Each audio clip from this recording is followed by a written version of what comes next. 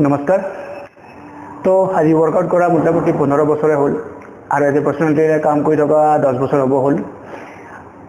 কিছু অলপ ষ্টাডি কৰিলোঁ কোৰ্চ কৰিলোঁ হিউমেন এনাটমিৰ ওপৰত ফিজিঅলজি কাইনেলজিৰ ওপৰত ষ্টাডি কৰিলোঁ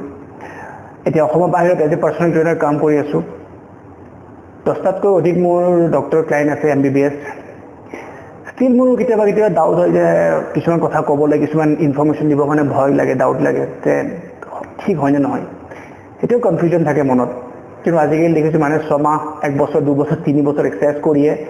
নিজকে মানে ট্ৰেইনাৰ বুলি ভাবি লৈছে নে কি লৈছে গম নাপাও এনেকা কৰক তেনেকা কৰক এটো কৰিলে আপোনাৰ বাইচেপছ আউ ডাঙৰ হ'ব বাইচেপছৰ পিক আহিব বাইচেপছৰ পিক কি বস্তু এটো জেনেটিক হয়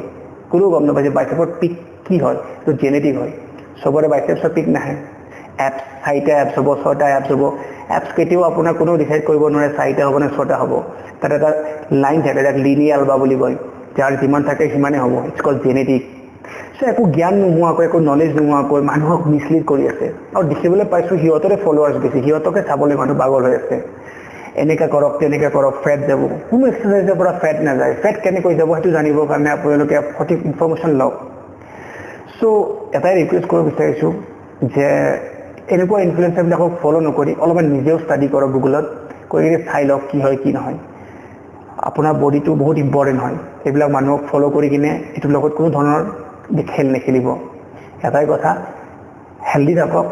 আৰু কোনো ধৰণৰ ইনজুৰি নোহোৱাকৈ আপুনি এটা ফিটনেস লাইফ ফিটনেস কি বস্তু হয় সেই বিষয়ে জানি লওক এবাৰ ঠিক আছে নমস্কাৰ